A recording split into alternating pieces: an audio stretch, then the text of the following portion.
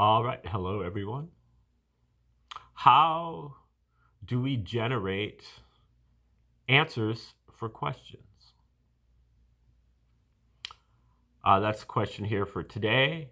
I'm Thomas, and welcome to my channel. I do educational videos, books, courses, and so on. I specialize in the tree of life.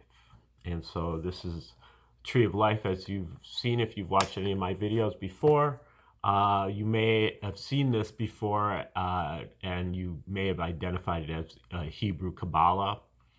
But this is an older version. The Tree of Life is the Egyptian version, and my particular version is more of a West Indian, has more of a West Indian flavor. At some point, I'll discuss, some of the lineages that are involved. But basically, the tree's got 12 different aspects or 12 different circles here, which are called spheres.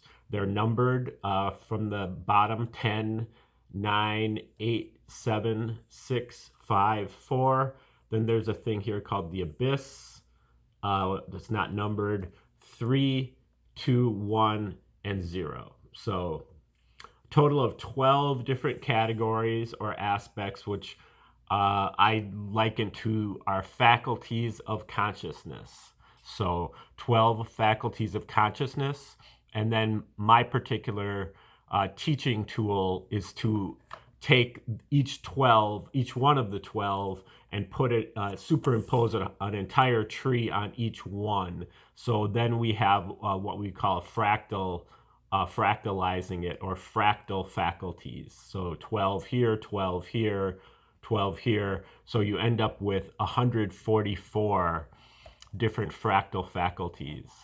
Now, which I liken to the stages of life: history, cosmology, and spirituality.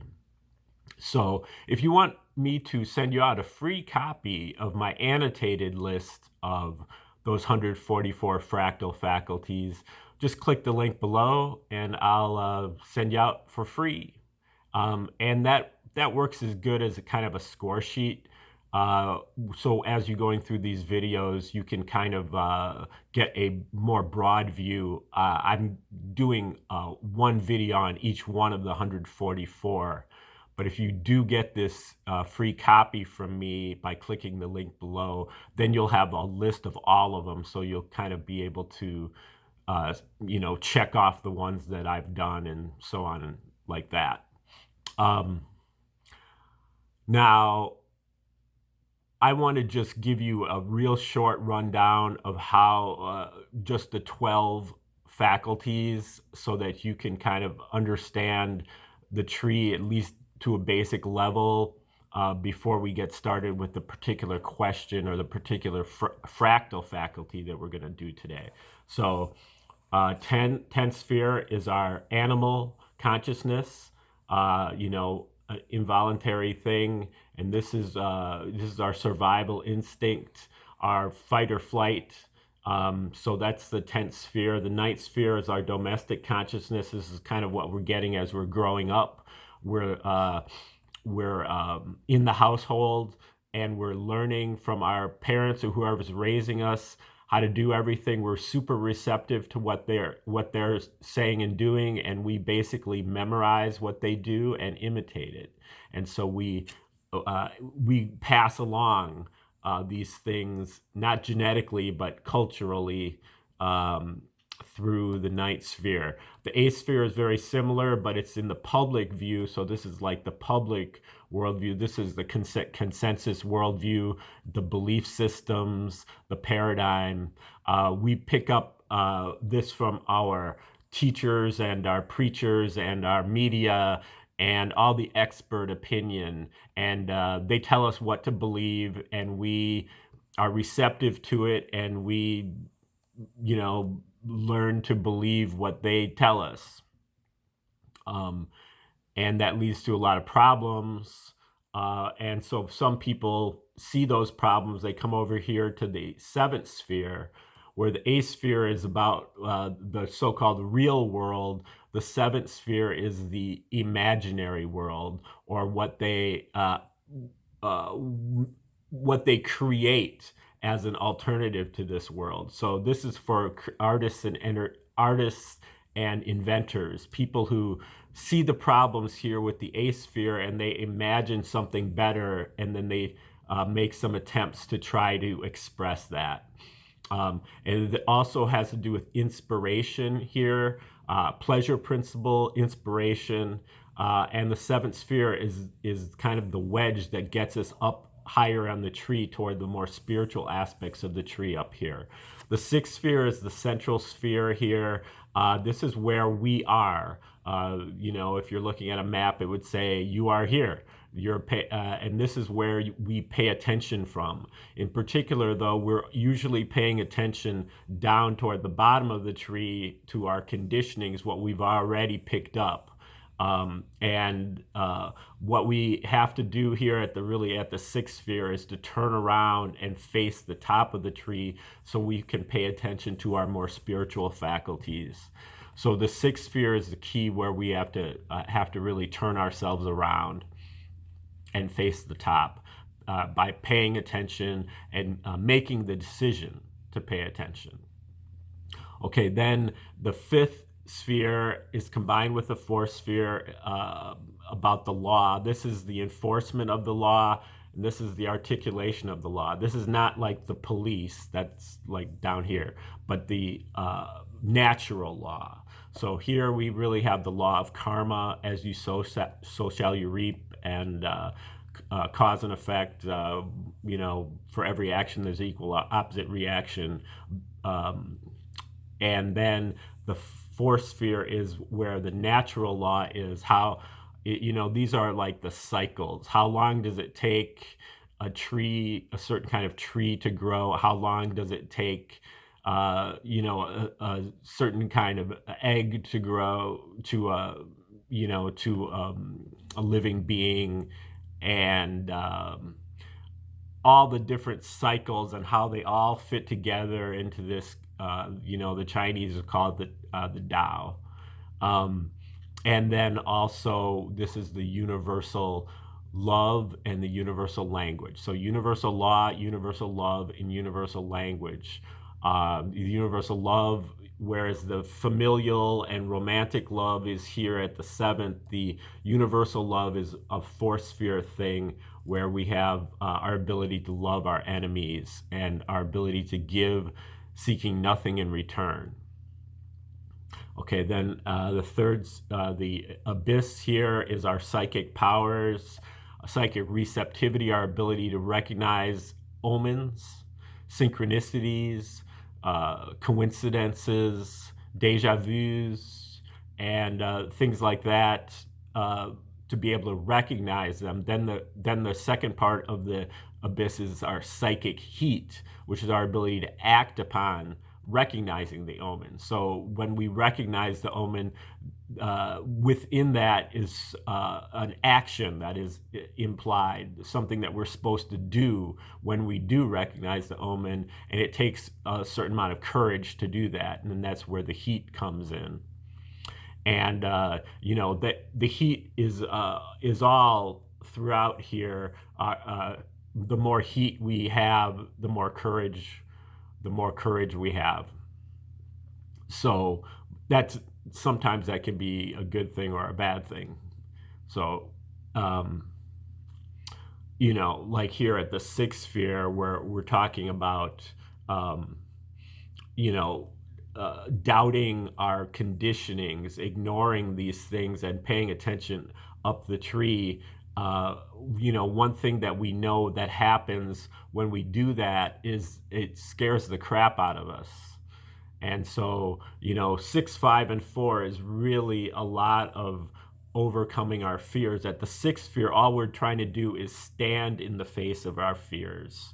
At the fifth sphere, we're trying to become accustomed to and be okay with our fear. And then at the fourth sphere, we're finally able to kind of overcome the fear. So, that all kind of fits in here with this kind of triangle or square here. Third sphere and the second sphere and the first sphere, that triangle is our divine triangle, divine faculties. Third sphere has to do with omnipotence, all powerful. This is our ability to do anything humanly possible. And then the second sphere, omniscience, all knowing, or wisdom. This is our ability to solve all problems. And then the first sphere is omnipresence, all present, all the time, everywhere, eternally. And this is the all. And whereas the zero is the opposite, which is everything that is not the all, which would be nothing. And the zero sphere also corresponds to the mystery. Okay, so that's just kind of a short version of that, just to get you familiarized with how the tree works. Just as far as, pedagogical concerns, the best way to learn the tree is by memorizing the diagram. Make a copy of the diagram, put it up on your bathroom wall, and put it up on your refrigerator, and just get accustomed to looking at it. Your subconscious will make connections between which spheres are where in relation to each other, and just have a short explanation of each one of the spheres, just to jog your memory. Eventually, it will get into your memory. Once it gets into your memory where it's old hat, your rote memory, it will download into your body. And that it'll take a while for that to happen, most likely. But it'll download into your body, and it will begin to sort out everything for you. All the other stuff, all the other spiritual ephemera and even detritus that you have put into your head over the years will get sorted out. The Kabbalist Aleister Crowley called the Tree of Life a mystical filing cabinet, and that's certainly one way that you can use it. It will file everything away for you. So it's really an elaborate mnemonic device, and that you can use it that way. There are many other ways to use it as well. So today we're going to look at of all the 144 different fractal faculties. We're going to study number 113. So number 113, which is kind of the corresponding fractal to number 58, which we did yesterday. Number 58, roll the hexahedra, which is here you see fractal 58 was the second fractal within the sixth sphere. Now, today, we're going to be doing the sixth fractal within the second sphere. So the sixth fractal within the second sphere, and they work together with each other. At the sixth sphere, we're suffering from ambivalence. We don't really know a lot of the solutions to what we're searching for, because we're juggling paradigms. We kind of have started to doubt and disbelieve these lower paradigms, but we haven't gotten accustomed up here to tuning in to really be solidified with a higher paradigm of thinking. So we have to consult the oracle. So the oracle is just, any kind of chance process, but like a tarot deck or an I Ching or anything like that, to be able to kind of give us a solution to our problems. So this is where stage 58 is where we're consulting the oracle. Stage 113 is really about the oracle itself. And that how it can serve somebody here at the sixth sphere. So this is really the sixth fractal within the second sphere. Number 113, oracle function.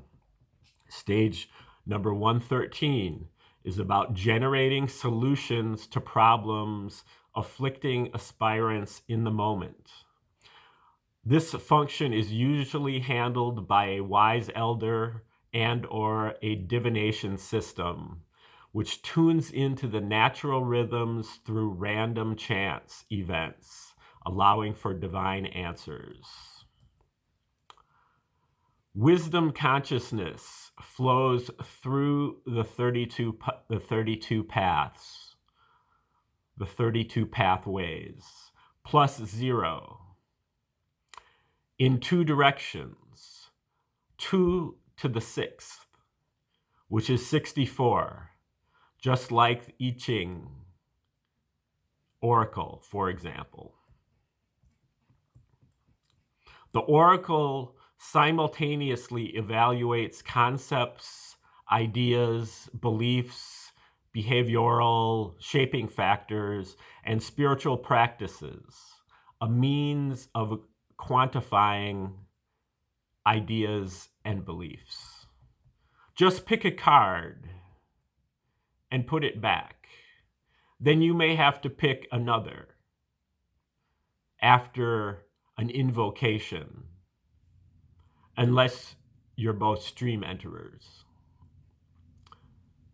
Lay them out in an array screening, gives a meaning, gives a reading if we extract the meaning.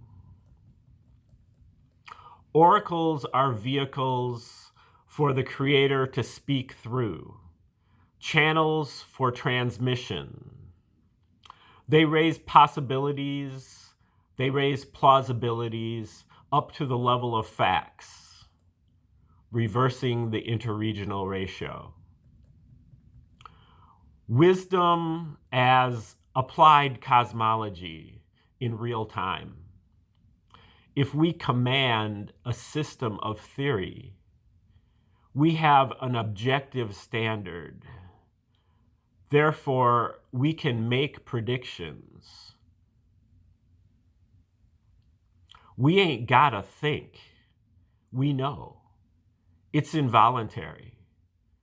Like 2 + 2 = 4. We can predict. We can prophesy. Wisdom guarantees that there is a solution to every problem. And the solution to every problem is in the problem itself. So too, wisdom guarantees that our internal problems have solutions too. The awareness of any sensation is in the sensation itself, its luminosity. Best way to react before a problem is silence. Stay away from the content and just feel, just notice, just note the sensations of mind and body.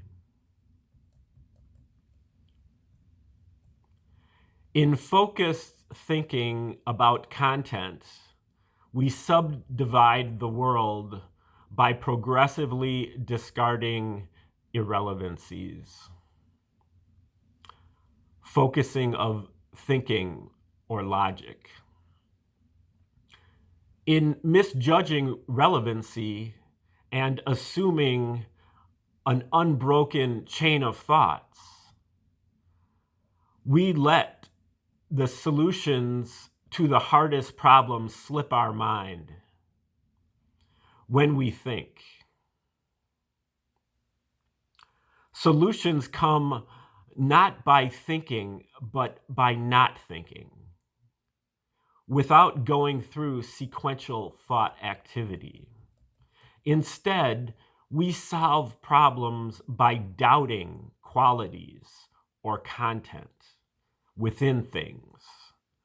Doubt the quality, doubt the content, and focus on the relation of the state of our spirit in relation to the thing, in relation to the sensation. The oracle reflects a science of living, a system of equations based on their relative place in time. What you pick determines the orientation, the frequency, the angle, the tangent value, the configuration, the structure.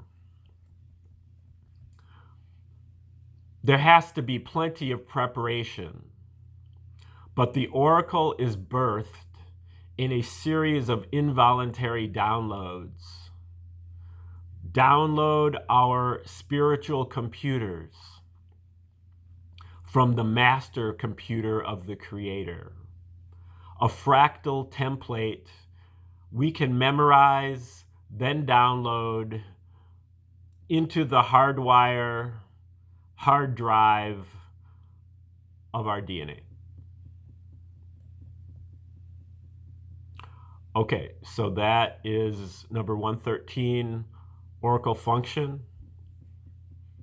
How do we generate answers to questions? Again, if you'd like to click the link below, or if you'd like to receive the 144 Fractal Faculties annotated list, just click the link below. I'll send it out to you. Please like, share, and subscribe to the video. You can also donate to further research. And in particular, just stay tuned for future videos from me on not only the Tree of Life, but many other different topics that I'll be rolling out shortly. All right, have a great day.